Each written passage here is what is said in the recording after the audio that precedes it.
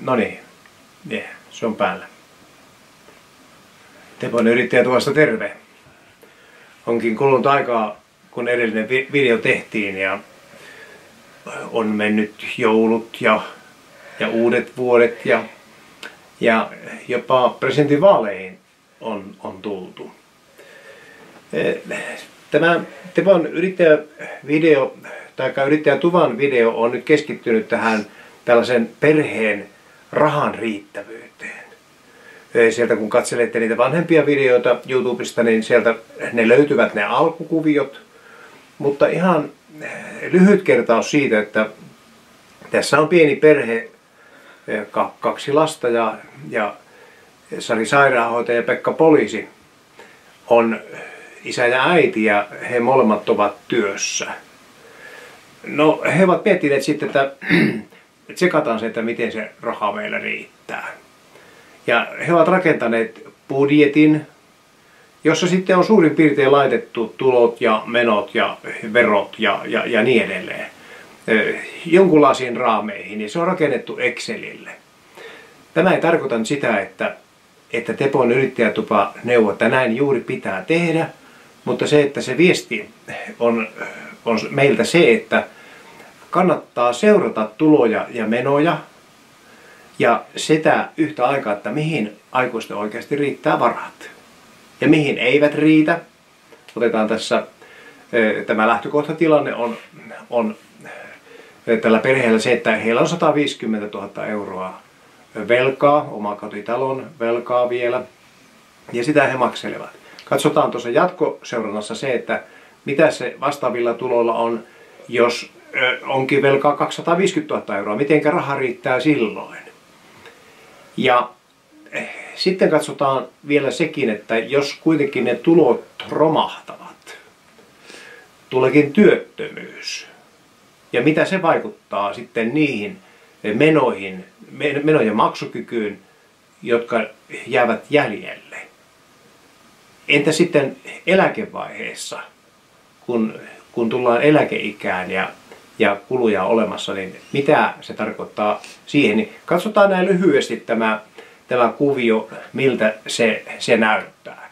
Mennään ihan tähän lähtökohtatilanteeseen, mutta vielä semmoisen pieni muistutus siitä, että miten toisellakin tavalla voi seurata, että miten rahat riittää. Yksi hyvä keino on se, että mennään omalle pankkitilille. Pankkitilille sillä tavalla, että katsoa kuukausittain, että mitenkäs oli tuloja ja miten oli menoja ja miten se pankkitilin saldo siellä näyttää, joka kehittyy. Mutta se, että tämmöisellä budjetoinnilla voidaan myös arvioida sitä, että mitä meidän kestää tulevaisuudessa tehdä, minkälaisia investointeja tehdään ja niin edelleen. Mennään pikkusen tähän meidän budjettijuttuun nyt ja katsotaan vielä vähän niin kuin muistin virkistämiseksi Tepon yrittäjätuvan budjettirakennetta Sallalle ja Pekalle. Mehän rakentelimme tämän sillä tavalla, että Sallalla ja Pekalla on tuloja yhteensä. Sairaanhoitajan ja poliisin tulot, ne ovat vuositasolla, ne ovat niin kuin aika tavallaan relevantteja oikeita tuloja. Tuollainen vähän vajaa 90 000 euroa ja siitä kun otetaan verot pois, niin nettona heille jää tämä 65 566 000 euroa pyöreästi.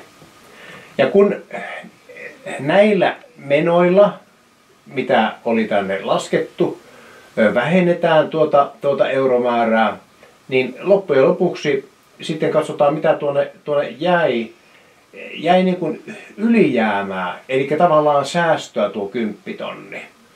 No sillä voidaan sitten rahoittaa investointeja ja muita hankintoja. Täällä ei sellaisiin investointeihin täällä budjettirakenteessa ei ole paljonkaan menty. Mutta nämä tarkoitetaan havainnollistamaan sitä, että kun mennään näin yksityiskohtaisiin laskemaan, että mitä nämä kuviot ovat, niin tällä tavalla voi opetella sitä, että tsekataan, että miten meidän rahat riittää. Minä tiedän sen, että tällaisten Excelien rakentaminen on vähän vaikeaa ja eikä tämä kiinnosta ja niin edelleen.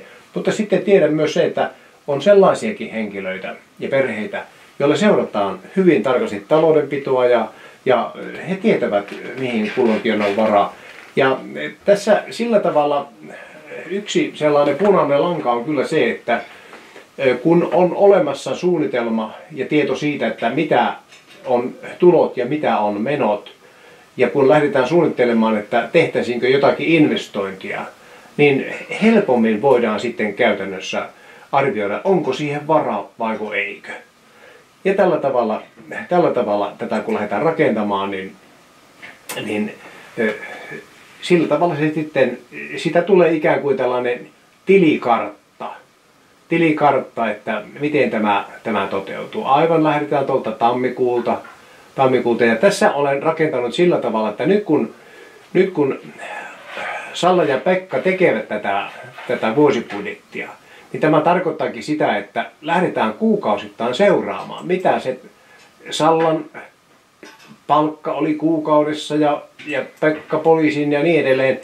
Verrataan tätä, että nyt kun budjetoitiin tuossa asuntolainaan lyhennykseen 1162 euroa kuukaudelle, niin mitä se tarkoitti käytännössä, kun se sitten toteutui. Ja tällä tavalla, kun lähdetään rakentamaan sitten tänne loppuun saakka tämä budjetti, niin täällä nähdään sitten viimeisellä rivillä se, että kun tämä budjetti tuossa tammikuulle oli että menoja on 4126 euroa, niin miten ne toteutuivat?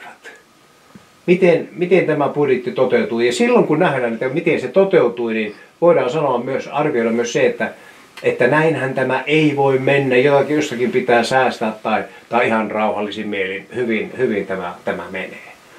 No kun tässä Salla ja Pekka tällä kulurakenteella ja tulorakenteella ovat rakentaneet tämän budjetin, niin siellä jäi se 10 000 tosiaankin sitä ylijäämää tai säästöä sitten vuoden lopussa. Eli tämä budjettirakenne näyttää ihan hyvältä.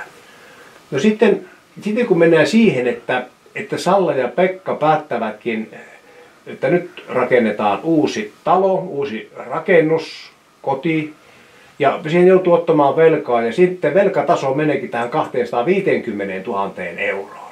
Äsken se oli 150 000 euroa, joka tarkoittaa sitä, että täällä vähän yli tonnin kuukausilyhennyksillä mennäänkin jo pariin tonniin suurin piirtein. Samat ovat tulot ja samat ovat verot ja niin edelleen, mutta 23 200 euroa menee näihin lainan lyhennyksiin. Miten sitten käy tässä kuviossa? Sitten käy sillä tavalla, että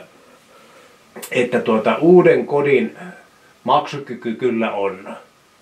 Siellä on vielä lomamatkallekin varattu rahaa ja muihin yllättäviin menoihin tonni, niin vielä jäi ylijäämää eli säästöä tuolla 1000 euroa. Mutta onko se riittävä määrä? Onko se riittävä turva?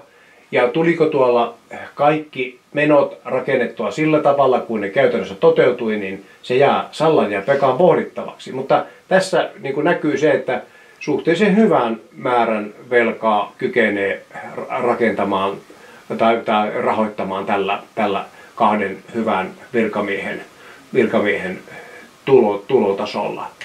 Eli siellä nuo tulot ovat tuon vähän vajaa 90 000 euroa ja käytettävissä oleva rahamäärä sitten tuo 65 558. Mutta tämä tarkoittaa sitä, että kun maksetaan tällaista paria tonnia kuukaudessa lainan lyhennystä, niin sellaisiin ylimääräisiin innovaatioihin ja heräteostoksiin ja tämmöisiin tässä ei ole varaa. Ja taas toisaalta niinkin päin, että jos kuitenkin päätetään jotakin ostaa, niin huomatkaapa se, että se ostos, olkoon vaikka tai tuommoinen lämpöpumppu, niin ilmavesipumppu tai tämmöinen muu lämpöpumppu, niin aina sille ostokselle kannattaa rakentaa rahoitus. Eli jos päätetään, että se maksetaan kerralla pois, niin silloin kassa rupeaa huutamaan tyhjyyttään ja se on liian nopea keino. Eli aina kun on vaikka se ilmalämpöpumppu, joka maksaa vajaa pari tonnia suurin piirtein ja silloin elinikä 10 vuotta, niin kannattaa ottaa se sitten niin kuin, ei nyt tarvitse 10 vuotta maksuaikaa sille ottaa, mutta kuitenkin sillä tavalla sellainen maksuaika, että sen pystyy tällä tulo- ja menorakenteella sitten maksamaan. No sitten tullaan tällaiseen uuteen asiaan, eli joka niin kuin vähän raflaavasti havainnoi tätä meidän budjettien rakentamista. Nyt kun tuleekin tilanne se, että tulee joko työttömyys tai rahan tulo romahtaa. Otan rahan tulon romahtamisen konkreettiseksi esimerkiksi eläkkeelle jäämisen. Eli nyt kun Salla ja Pekka täällä jäävät sitten tältä tulotasolta eläkkeelle, otetaan tämä verrokkina tämä laskelma. Työssä ansaittiin 89 000 euroa, 90 000 pyöreästi, nettona 66 000 euroa. Niin katsokaapas nämä vastaavat luvut, nämä on ihan suurin piirtein oikeita lukuja. Kun jäädään eläkkeelle, niin tulotaso tipahtaa 47 900 euroa, joka on vielä suhteellisen hyvä eläketaso sen takia, että nyt Salla ja Pekka ovat tehneet pitkät vuosikymmenet töitä ja eläkettä hankkineet. Ja nettona käytännössä heille jää rahaa 38 000 euroa, vajaa 40 000 euroa jää nettona rahaa. No mitä se tarkoittaa sitten, jos mennään tuohon tilanteeseen? Tämähän voi yhtä aikaa olla myös työttömyys, jonka ansiosta tai seurauksena sitten, tai sairastuminen, jonka seurauksena tulot pienenevät, niin katsotaan, mitä tämä tarkoittaa tällä eläkkeelle jäämistason tuloilla, kun nämä menot ovat precis samat, 250 000 euroa velkaa ja niin edelleen. Niin nyt käytiin tällä tavalla, että rahat eivät riitä. Kun työssä ollessa jäi vielä tonni säästöönkin, niin nyt menee miinukselle 26 000 euroa. Ja tässä haluan tällä havainnoida sitä, että vaikka nämä numerot ehkä kenenkään perheeseen eivät ole sopivia, mutta suuruusluokaltaan ja menokohdiltaan ne ovat ihan oikeita asioita, niin se rahan riittävyys, kun tulot muuttuu, onkin tosi tärkeä asia. Tämähän tarkoittaa sitä, että tämmöinen velka, joka täällä nyt on, niin, ja nämä kulut, jotka täällä nyt ovat eläkkeellä, tai tuo eläketulotasolla, vajalla 40 000 eurolla, ei riitä. Ei pysty maksamaan, ei kykene maksamaan. No, ajatellaanpa näin, että sitten kun oltiin jo jääty eläkkeelle, niin mitä sieltä sitten pitää olla jo siinä vaiheessa pois? Totta kai talot on maksettu ja moni muukin kustannus sieltä on vähentynyt, tuosta putoaa jo 23 000 euroa pois. Ja sitten lasten menot sillä tavalla tipahtaa pois, koska lapset ovat jo lentäneet maailmalle. Ja sitten katsokaapa sitä juttua, kun nyt Sallalla ja Pekalla heillä on hyvät autot täällä, nyt kun he ovat työssä, he maksavat kuukausittain sitä lyhennyksiä. Salla maksaa 180 ja Pekka 200 euroa, niin näistähän voi vallan mainiosti rakentua jo eläkkeelle jäämisvaiheessa semmoinen, että velkaa autoista liioin ei ole. Tai jos on kohtapäätä jäämässä eläkkeelle, niin silloin kannattaa nämä menot sitten karsia sillä tavalla, että se eläkepotti kuukausittain riittää, ettei tule tämmöistä niin sanottua eläkeläisköyhyyttä. Tämähän monta kertaa tulee suurena yllätyksenä. Sanotaanpa näin, että tuolla 6-5 jäädään eläkkeelle, jos 5-5 mennään kysymään, että paljonko sä saat eläkettä, sitä kun jäät eläkkeelle, niin ei minua kiinnosta. Siinä on vielä 10 vuotta aikaa. Ja hyvät ystävät, silloin se pitäisi juuri kiinnostaakin. Koska sinä aikana pystyy sen kuvion rakentamaan sillä tavalla, että rahat riittävät. Tämä tämmöistä Tepon yrittäjätuvan budjetointiajattelua. Ja taas toistan sen, että samat asiat löytyvät sitten sieltä tuolta pankin tiliotteilta. Ja näitä samoja neuvoja voidaan saada myös käytännössä pankin rahoitusasiantuntijoilta ja niin edelleen. Mutta tällä Tepon yrittäjätupa haluaa muistuttaa sitä, että kun elämä on, eli elämää eletään ja elämä ei olekaan sitä, että kun ne pannaan Excelille, niin se menee samanlaisena hamaan tulevaisuuden saakka, vaan asiat muuttuvat. Millä tavalla ne muuttuvat? Niihin voidaan itse vaikuttaa. Se mihin ei kovinkaan paljon voida vaikuttaa, on se, että jos sairastuu tai joutuu työttömäksi yhtä äkkiä ja tulotaso romahtaa, niin se on semmoinen asia, johon ei pysty paljonkaan vaikuttamaan.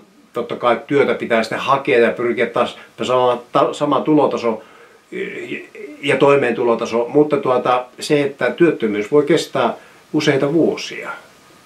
Ja silloin kun ollaan menossa tämmöiseen uuteen tuloiltaan notkahtavaan elämänvaiheeseen, niin periaatteessa siihen on hyvä varautua. Eli kun tuossa Sallalle ja Pekalle jäi tuo tonni rahaa säästöön vuodessa, niin voisi sanoa näin, että se tuleviin sellaisiin yllättäviin menoihin on liian pieni määrä.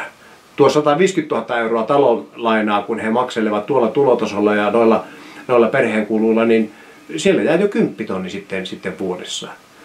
Tämä on tällaista Excelin pyöritystä ja talousajattelua ja niin edelleen, mutta eikä tässä niin kuin Tepon yrittäjätupa halua sillä tavalla olla päälle pässämärinä aina oikeassa.